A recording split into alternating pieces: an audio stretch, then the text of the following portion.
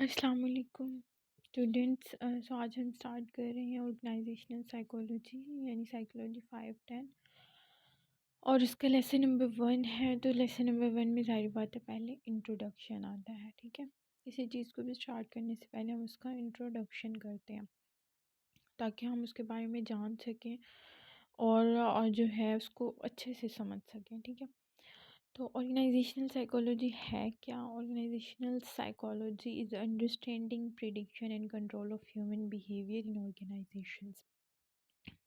یعنی کہ آرگنائزیشنز کے اندر ہیومن بیہیویئر جو ہے اس کو کنٹرول کرنا، اس کو سمجھنا، اس کو پریڈکٹ کرنا.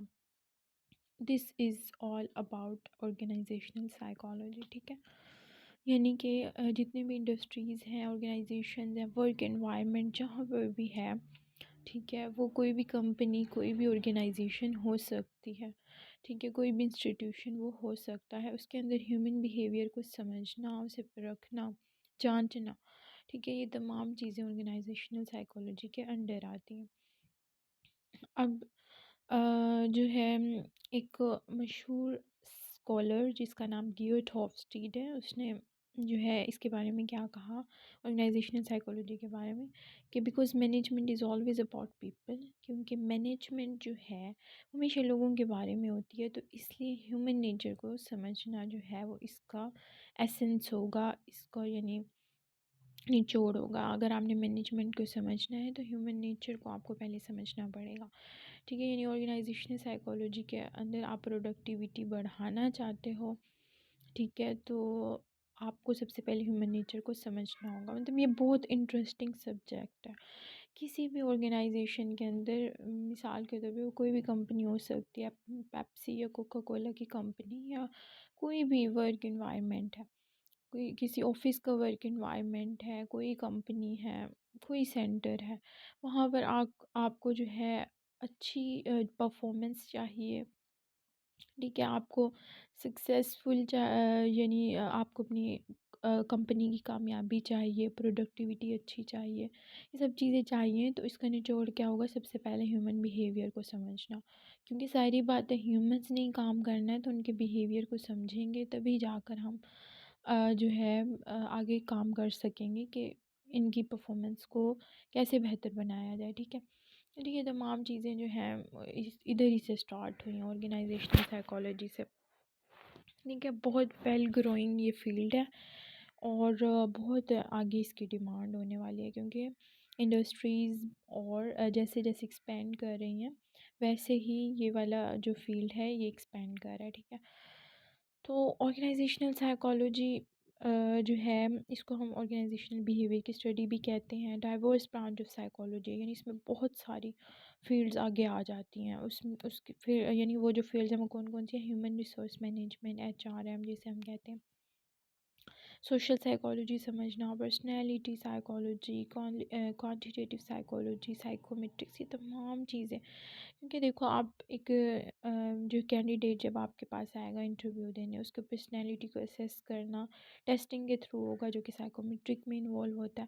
یہ پرسنالٹی سائیکالوجی بھی آ گئی، سائیکومیٹرک بھی آ گئی. اس کے بعد جو ہے پھر آگے فردر جو آپ چیزیں پڑھو گے کہ یہ انسان کیسے بہتر کارکردگی کر سکتا ہے، تو وہ سب سوشل میں آئے گا. یعنی یہ تمام دیکھیں ایک ہی یعنی آرگنائزیشنل سائیکالوجی کے اندر کتنی ساری چیزیں آ رہی ہیں، یہ سب چیزیں ایک ہی فیلڈ کے اندر شامل ہو رہی ہیں. ٹھیک ہے، تو اب اگر ہم اس کا جو ہے ہاں اگر ہم ہسٹری اٹھا کر دیکھیں آرگنائزیشنل سائیکالوجی کی، تو یونائٹڈ اسٹیٹ میں جو ہے جب کہ ارلی 20th سینچری میں اپلائڈ سائیکالوجی کی بنیادیں تھیں، یعنی اس کی وہ فاؤنڈنگ میں آ رہی تھی اپلائڈ سائیکالوجی 20th سینچری میں اسٹارٹ میں.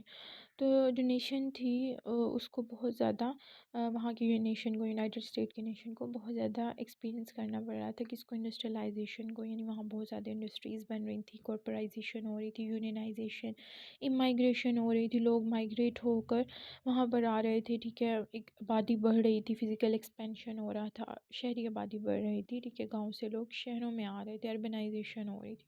یہ تمام چیزیں جب ہو رہی تھیں تو تبھی جو ہے ظاہری بات ہے آرگنائزیشنل سائیکالوجی کا جو ہے اسٹارٹ ہوا تھا، کیونکہ انڈسٹریلائزیشن جب اسٹارٹ ہوئی تو اس کے اندر یہ اس چیز کو فیل ہونے لگا کہ جو ہے ہیومنس کے پرفارمنس، ان کی جانچ کرنا، ہیومن بیہیویئر کو سمجھنا اور اس کو بہتر بنانا، یہ ایک ان کی انڈسٹریلائزیشن کی ڈیمانڈ بن چکی تھی. ٹھیک ہے.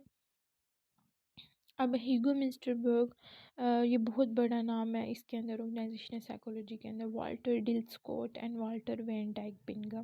ٹھیک ہے. یہ آپ نے یاد رکھنے ہیں کہ یہ ارلی پائونیئرس تھے کس کے اندر، آرگنائزیشنل سائیکولوجی کے اندر. ٹھیک ہے. پھر آرگنائزیشنل سائیکولوجسٹ جو ہیں وہ کافی اپروچز کو جو ہے کافی ادر سائیکولوجیکل تھیوریز کو اپلائی کرتے ہیں ان دیئر فیلڈ. جیسے کہ پیولوف کی تھیوری ہے بیہیویئرسٹک اپروچ اس کی، کیونکہ دیکھو کسی بھی بیہیویئر کو سمجھنا ہے تو ظاہر بات ہے ہم بیہیویئرسٹک اپروچ اٹھائیں گے. پیولوف کی بیہیویئرسٹک اپروچ کہ ان کو جو ہے ری انفورسمنٹ دی جائے تو ان کے بیہیویئر کیسے چینج ہوتا ہے. اسی طرح کوگنیٹیو اپروچ جیسے کہ فرائڈ کی تھی. ٹھیک ہے. جو اس نے کوگنیٹیو اپروچ دی تھی، تو یعنی وہ پرسنالٹی اسیسمنٹ میں آ جاتی ہیں. یہ تمام تھیوریز جو ہیں اپلائی ہوتی ہیں، آرگنائزیشنل سائیکولوجسٹ ان کو اپلائی کرتے ہیں. ٹھیک ہے. اچھا، اب جاب انالیسز اگر ہم کریں تو جاب انالیسز جو ہے آرگنائزیشنل سائیکولوجسٹ اسے استعمال کرتے ہیں، اس فیلڈ کو یوٹیلائز کرتے ہیں. جاب انالیسز کیا ہوتا ہے کہ اس کے اندر جو ہے آپ ورکر کی تمام فیسٹس کو جانچتے ہو، میئر کرتے ہو. ٹھیک ہے. جو کہ جاب کے لیے آپ کو ریکوائرڈ ہوتے ہیں. ٹھیک ہے. یعنی جو آپ کی جو ریکوائرمنٹ ہے کیا وہ بندہ اس پہ پورا اتر رہا ہے، اسے کہتے ہیں جاب انالیسز. یہ چیک کرنا. ٹھیک ہے. یعنی کہ نالج، اس کی اسکلز، اس کی ایبیلیٹیز اور دوسرے پرسنالٹی کریکٹرسٹک KSAOs. ٹھیک ہے. KSAOs سے جانچنا جاب انالیسز کے اندر آتا ہے. کیا ہے؟ نالج، اسکلز، ایبیلیٹیز اور ادر کریکٹرسٹکس. جب جاب انالیسز کمپلیٹ ہو جاتی ہے تو انڈسٹریل یا آرگنائزیشنل سائیکولوجسٹ کیا کرتے ہیں، اس انفارمیشن کو جو ہے ڈیزائن کرتے ہیں، ویلیڈیٹ کرتے ہیں. ٹھیک ہے. To select new applicants. ٹھیک ہے. کہ آیا کہ یہ والا جو ہے اپلیکینٹ اس جاب پہ پورا اترتا ہے، اس ریکوائرمنٹ پہ پورا اترتا ہے کہ نہیں. ٹھیک ہے. پھر آگے جا کے وہ فردر اس میں مزید ایکسپینڈنگ کرتے ہیں. اچھا، ہارن افیکٹ جو ہے یہ بہت مشہور افیکٹ تھا اور آرگنائزیشنل سائیکولوجی کے اندر ایک اہم اس کا جو ہے ورک تھا. ہارن افیکٹ کو 1924 میں ہارن جو ہے ویسٹرن الیکٹرک کمپنی ہے USA میں، شکاگو کے اندر، تو وہاں پر یہ ایکسپیریمنٹس کیے گئے 1924 سے لے کر 1932 تک. ہارن افیکٹ میں کیا تھا کہ اس تھیوری کے مطابق جب لوگوں کو جب یہ پتہ لگے کہ وہ آبزرو کیے جا رہے ہیں تو ان کے بیہیویئر اور پرفارمنس عارضی طور پر چینج ہو جاتا ہے، کیونکہ انہیں پتہ لگ جاتا ہے کہ وہ آبزرو کیے جا رہے ہیں تو وہ پرفارمنس بہتر کرتے ہیں. یہ ہاتھورن افیکٹ تھا. ٹھیک ہے. تو ہاتھورن افیکٹ جو تھا اس میں کافی سارے جو ہے ایکسپیریمنٹ کیے گئے. ورکرز کی پروڈکٹیوٹی جو ہے اس کو چیک کرنے کے لیے لائٹنگ کا استعمال کیا گیا. افیکٹ آف لائٹنگ، یعنی کہ اگر ہم لائٹنگ کو ڈم کریں، بڑھائیں تو اس کا ورکر کی پروڈکٹیوٹی پہ کیا افیکٹ ہوتا ہے. ٹھیک ہے. تو اس میں جو ہے کون سے یعنی کہ سائیکولوجسٹ تھے، ایلٹن مایو فریٹس اور اس کے علاوہ ولیم جے ڈکسن. انہوں نے ورکنگ جو ہے انوائرمنٹ پہ بہت زیادہ کام کیا. ینگ وومن بھی انہوں نے یوز کی اور کافی سارے ایکسپیریمنٹ کیے، جیسے کہ illumination studies, relay assembly experiment, bank wiring room experiment, mica splitting test room. یہ تمام ہاتھورن افیکٹ کے اندر ہی آتے ہیں. اور ان کے ریزلٹ کیا تھے اس اسٹڈیز کے کہ اسمال گروپس ور بیٹر. اگر آپ چھوٹے چھوٹے گروپس اٹھاؤ تو یہ بہتر ہوگا، کیونکہ when people in an organization work in small groups ان کی جو پرفارمنس ہوگی وہ امپروو ہوگی. ٹھیک ہے. اسی طرح ٹائپ آف سپرویژن میٹرس. جتنی سپرویژن دو گے اتنا ہی کام اچھا ہوگا، کیونکہ سپرویژن ہی کے تھرو جو ہے ورکرس کو احساس ہوتا ہے کہ ہمیں سپروائز کیا جا رہا ہے تو ہم بہتر پروڈکٹیوٹی کریں. Interest matters. انٹرسٹ بھی ہوتا ہے، اگر کسی انسان کا اس میں انٹرسٹ ہے اس کام میں، ظاہری بات ہے وہ پرفارمنس بہترین کرے گا. اور novelty of situation matters. Situation کی نوولٹی بھی بہت میٹر کرتی ہے، یعنی ایک نوول ورکنگ سچویشن کو ورکر کو چاہیے ہوتی ہے. ٹھیک ہے.